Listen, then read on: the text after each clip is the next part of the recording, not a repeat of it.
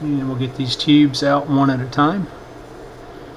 Here's the rectifier tube, the 25Z6, and the broken grid cap here on the 6K7. May get lucky here if the vacuum is not compromised to be able to make a repair.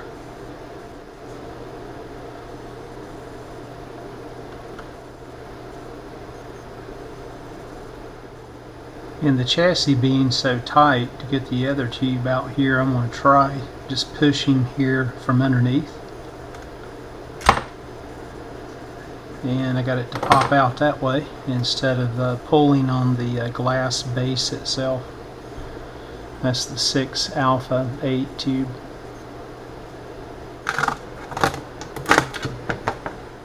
Let me remove this one fastener here, then we'll use it and as an anchor point and use a tie wrap.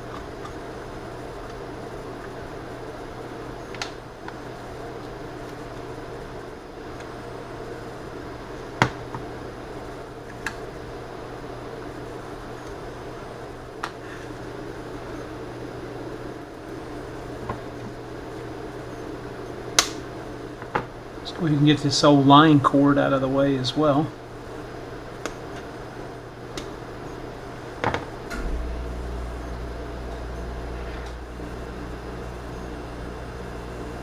I'll spend a few minutes here just wiping off the chassis and the speaker frame, and as I alluded to, the chassis looks to be in pretty good shape.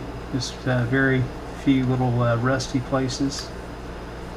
See if I can clean some of this dirt and dust off, and then we'll take it outside and finish. I'm trying to blow some of this stuff off so I don't have to take everything apart.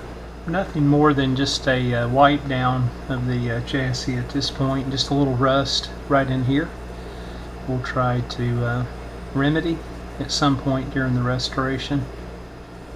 The antenna coil here is got a lot of crud on it, so I want to be very cautious around that. Not wipe on it, and just see if I can blow a little bit of that off with some forced air at a distance.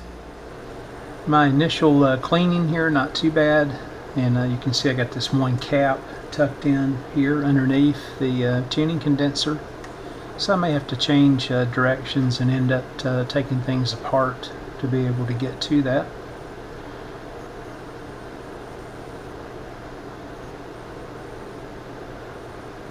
Let's get back underneath now and take a look at things.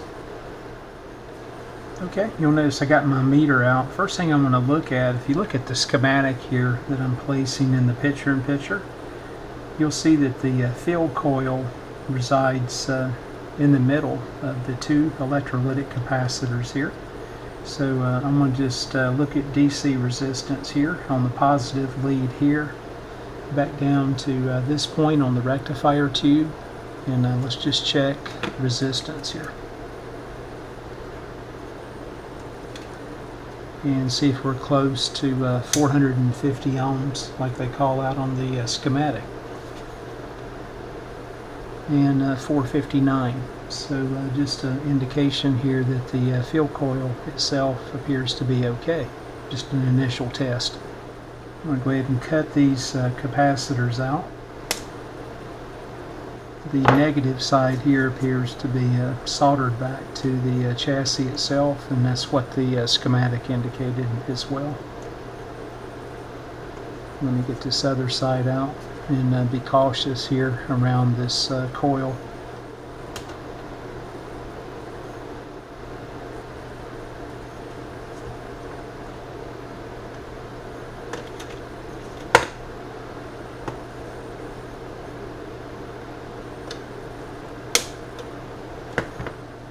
That gives us some room to work with here. Let's take a look at these caps that I just pulled out. Magna box,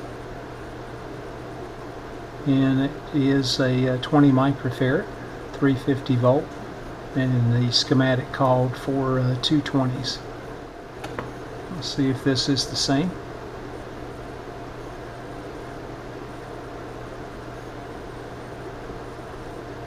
and indeed it is a 20 microfarad rated at 350 volts as well. We'll start testing a few resistors here.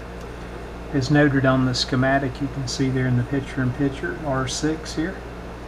Should be 15 meg.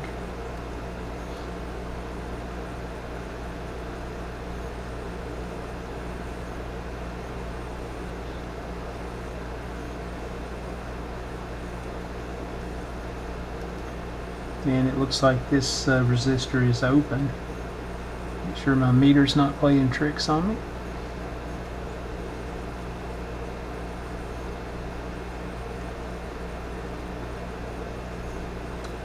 So we've got this resistor here, R6, 15 meg is open.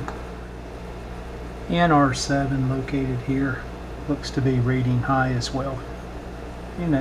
Please take note, again, I'm doing this in circuit, so it ties to a capacitor. May have a shorted capacitor. It's another one of those mica molds, which is really probably a paper cap at this point, not mica, located here, that needs to come out. So we're 333,000 versus 250,000. And resistor R4 here is called out on the schematic, 1 meg. And you can see we're reading about 1.3 in circuit. We'll go ahead and swap it out because most of these have known to drift on the high side. So we're about 30% over. Let me poke around here for a few of the other resistors here. Maybe a total resistor swap. And R2 here, 50K, and you can see I'm reading just under 60K. So we're right there at that 20 percentile number. Very simple receiver with very few resistors. Let me go ahead and check these others. And I'll go back to the schematic and highlight everything here. We'll see if I missed anything. And R8, I believe it to be 500K, called out on the schematic, and you can see that we're reading a little north of 700K. So a few resistors we have, I think it makes sense just to go ahead and do a total resistor replacement, as well as 100% of the caps.